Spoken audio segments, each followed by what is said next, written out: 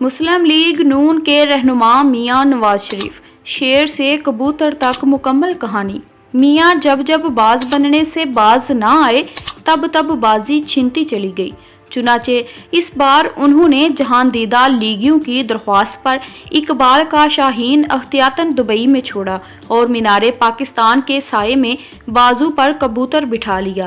یہ احتیاط بھی ملحوظ رکھی کہ کبوتر لکا نہ ہو کہ جس کی دم پنکھ کی طرح پھیلی اور گردن اکڑی ہوئی ہوتی ہے، بلکہ سادہ سا گٹرگوں ٹائپ باجرہ کھانے والا کبوتر ہو۔ باجرے کو برائے کرم باجرہ ہی پڑھا جائے۔ اس قدر پھونک پھونک کے تیاری کی گئی کہ اس بار جلسے میں نہ تو کوئی پنجرہ بند شیر نظر آیا اور نہ ہی یہ نعرہ لگا کہ دیکھو دیکھو کون آیا، شیر آیا، شیر آیا۔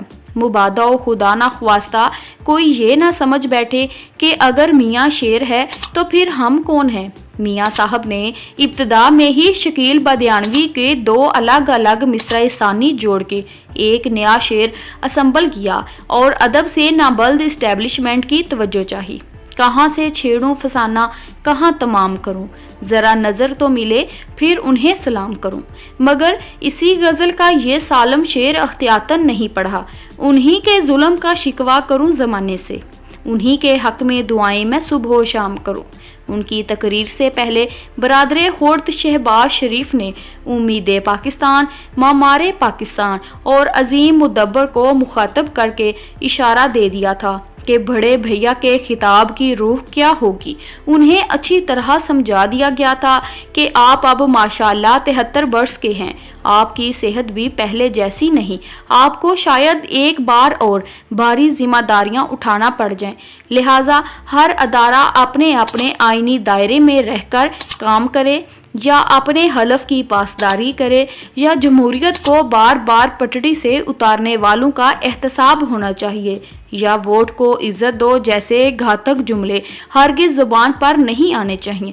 بس پولی پولی باتیں کرنی ہیں، مثلاً ہم سب کو ساتھ لے کے چلنا چاہتے ہیں، کسی سے انتقام نہیں لینا چاہتے، معیشت کو مل کے دلدل سے نکالیں گے، مہنگائی ختم کریں گے، ہمسایوں سے اچھے تعلقات قائم کرنے کی کوشش کریں گے، فلسطین اور کشمیر کے بارے میں اصولی موقف سے پیچھے نہیں ہٹیں گے، ہم زندہ قوم ہیں، نیز 9 مئی دوبارہ نہیں ہونے دیں گے، وغیرہ وغیرہ۔ گمان ہے کہ میاں صاحب کو لندن میں 3 تصاویر دکھائی گئی ہوں گی، عمران خان، ڈاکٹر عارف علوی اور انوار الحق کاکڑ کی، اور پھر فیصلہ میاں صاحب پر چھوڑ دیا گیا ہوگا۔ انہیں بریف کیا گیا ہوگا کہ یہ وہ پاکستان نہیں جو انہوں نے 4 برس پہلے چھوڑا تھا۔ آپ کے تو صرف پلیٹلیٹس بدلے گئے، پاکستان کی تو پلیٹیں بدل دی گئیں۔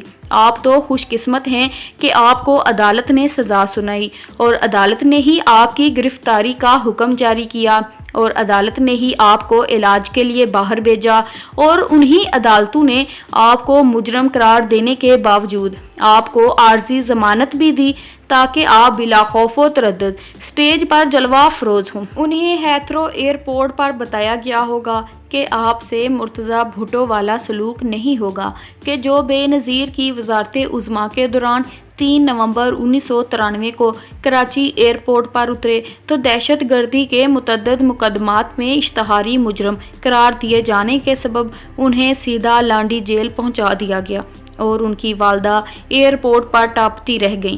نہ ہی اس بار آپ اس حالت سے گزریں گے جب آپ کی اہلیہ لندن میں موت و عزت کی کشمکش میں تھیں، مگر آپ اور آپ کی صاحبزادی جب 14 جولائی 2018 کو لاہور ایئرپورٹ پر اترے تو آپ دونوں کو مطلوب ملزم کے طور پر حراست میں لے کے اسلام آباد پہنچا دیا گیا، حتیٰ کہ آپ کے برادر خورد بھی ٹریفک سگنل پر مسلسل لال بتی کے سبب آپ کے استقبال کے لیے ایئرپورٹ نہ پہنچ سکے۔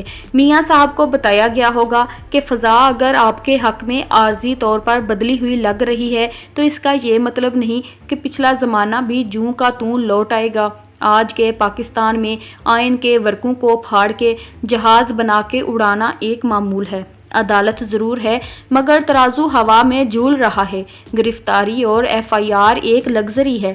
رات کو انسان سوتا ہے تو صبح بستر خالی ہوتا ہے۔ گھر والے بھی نہیں جانتے کہ بندہ 40 روزہ چلے پر گیا ہے، شمالی علاقہ جات میں دوستوں کے ساتھ عیاشی کر رہا ہے، یا کسی غار میں بیٹھا سوچ رہا ہے کہ مجھے یہاں سے اسلام آباد پریس کلب جانا ہے، کہ کسی TV اینکر کو فون کرنا ہے، یا کسی جہانگیر ترین کے گھر کی گھنٹی بجانی ہے۔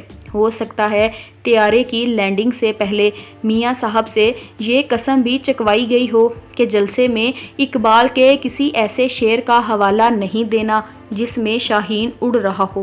حبیب جالب، آج کے بعد آپ کے لیے شجرہ ممنوعہ ہے، زیادہ سے زیادہ آپ پروین شاکر پڑھ سکتے ہیں، یا طبیعت بہت ہی مچلے تو غالب سے کام چلانا ہے۔ چنانچہ میاں صاحب نے اپنے تاریخی خطاب کا اختتام اس شعر پر کیا: غالب ہمیں نہ چھیڑ کہ پھر جوش اشک سے بیٹھے ہیں ہم تہیہ طوفاں کیے ہوئے۔ جس طرح 6 برس پہلے میاں نواز شریف کے خلاف کرپشن کیسز نپٹانے کے لیے ثاقب نثار نے نیب عدالتوں پر ایک نگران جج مقرر کیا تھا، لگتا ہے واپس آنے والے میاں نواز شریف پر شہباز شریف کو نگران مقرر کیا گیا ہے، تاکہ جب بھی بڑے میاں صاحب عالم جذب میں جانے لگیں تو ان کے کان میں برادر خرد سرگوشی کر دیں کہ بے شک انسان فانی ہے۔ جولیس سیزر کا کوئی چھوٹا بھائی نہیں تھا، لہٰذا اسے ایک مصاحب کی ڈیوٹی لگانا پڑی تھی کہ جب بھی میں دوران خطابت جوش میں آ کے بھڑک بازی میں مبتلا ہوں تو تمہیں میرے کان میں بس یہ کہنا ہے: سیزر تو لافانی نہیں ہے۔ میاں صاحب نے جلسے کے اختتام پر قوم کی خیر کے لیے اجتماعی دعا کروائی۔ ہماری بھی دعا ہے کہ اگر میاں صاحب کو چوتھی بار موقع ملے تو پہلے کی طرح اپنا دماغ لڑا کے دل سے فیصلے کرنے کے بجائے خود کو اس بار نگران وزیر اعظم ہی سمجھے، تاکہ کوئی ایک مدت تو پوری ہو سکے کم از کم۔ ویڈیو پسند آئی ہے تو چینل کو جلدی سے سبسکرائب کریں۔ Thanks for watching.